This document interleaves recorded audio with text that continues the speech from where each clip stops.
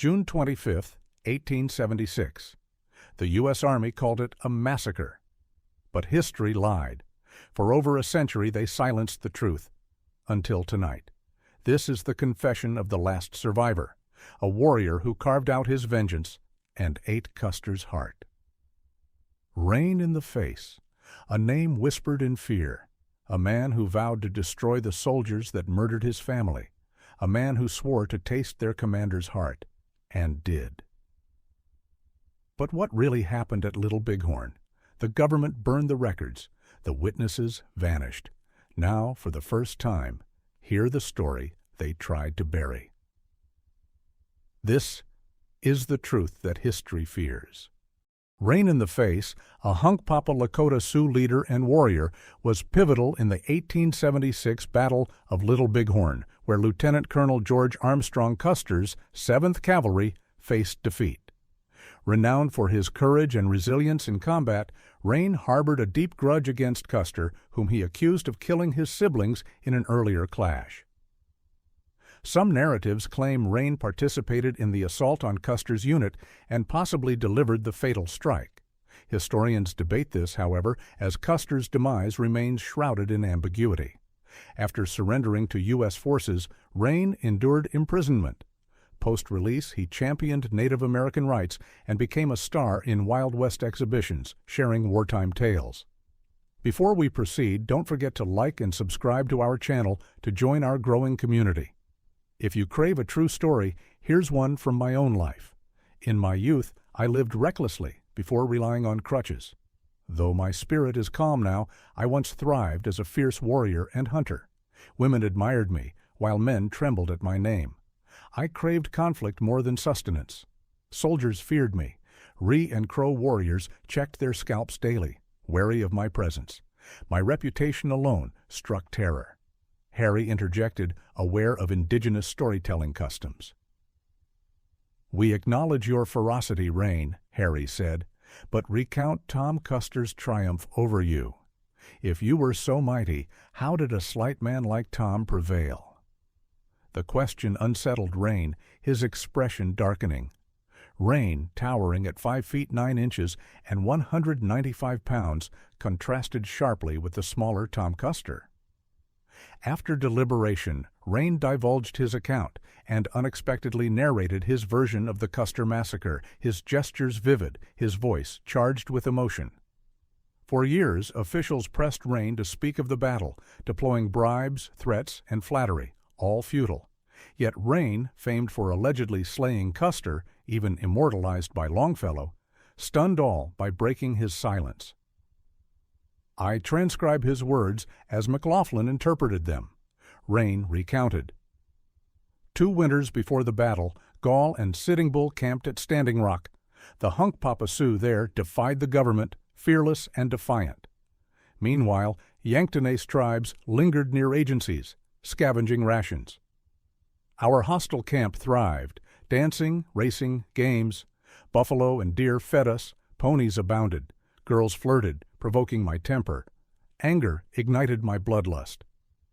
One night, a girl dared me. Kill a white man at Fort Lincoln. I warned of guards and scouts, but she taunted, "A true warrior fears nothing. If you're craven, I'll ask a Sundance dancer." The challenge consumed me. Girls giggled, men stayed silent, fearing my wrath. I blackened my face, armed myself, and rode 45 miles under darkness. For 2 days I stalked Fort Lincoln, bypassing settlers, intent on claiming a soldier's buttons. I succeeded, and the girl adorned her shawl with trophies. Later, I ambushed a storekeeper and horse doctor at a spring. Long Hair, Custer, heard gunfire and pursued. Arrows riddled the bodies. I severed buttons, then fled. Custer's men chased me to Cannonball River. That winter, at Standing Rock's agency, I sought rations but was denied. I'd refused peace terms. The one-armed storekeeper and 30 Little Hair soldiers ambushed me, hauling me to Lincoln's guardroom. Chained, deprived of dignity, I endured winter's bite. Once, Little Hair freed me, baiting me to flee. I vowed to carve out his heart. Later, I escaped with a chained white man. Gunfire chased us. He was caught. I vanished. I rejoined Sitting Bull and Gall, but they feared retaliation. I sent Little Hare a bloody heart painted on hide, a promise kept when I later claimed his heart. That tale ends here. Most details aligned with official records of Sutler and Surgeon Hunsinger's deaths, but we pressed for Tom Custer's story. McFadden showed Rain a sketch of Custer's charge. Rain scoffed. False. Soldiers fought with guns, not swords. They dismounted, every fourth man holding horses. We rode tethered, circling naked and painted. This art lies. We had superior arms. Their jammed guns failed. We clubbed them like sheep. Some pleaded. We spared none. Let me depict truth. Flipping the paper, Rain drew a sideways S, the Little Bighorn. Our lodges lined the river, arched like a bow. How many? Harry asked. Countless. Thousands of us. Sitting Bull conjured powerful medicine, prophesying victory. Women erected decoy lodges. Brush concealed our true strength. Gall led. Crazy Horse commanded Cheyennes. Goose, the Bannocks. I led fearless Hunkpapas. Soldiers, exhausted and deceived, split forces. A fatal error. Gall flanked them. We ambushed from behind. Officers panicked. I seized their flag, my pony slain. Blood splattered my face, hot, bitter. Enraged, I mounted anew, charging until I found Little Hare. My charm protected me. He paled as I laughed. A revolver shot felled him. I carved his heart, bit it, spat it forth, then left, vow fulfilled. Post-battle, women finished the wounded, looting boots and rings. Custer's scalp eluded them, his hair shorn, uniform absent. That night we feasted. Sitting Bull boasted of his medicine. Gall retorted, "We fought, you merely chanted." Rivalry fractured leadership. I followed neither, weary of strife. We retreated north, evading artillery. I lingered abroad until Sitting Bull's return. Homecoming brought relief. This story, never shared with whites, now concludes. Who killed Custer? I pressed. Unknown, Rain replied. Chaos hid the truth. Mac asked why Custer escaped scalping.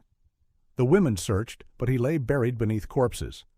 Curly, the Crow survivor, lied. He fled early.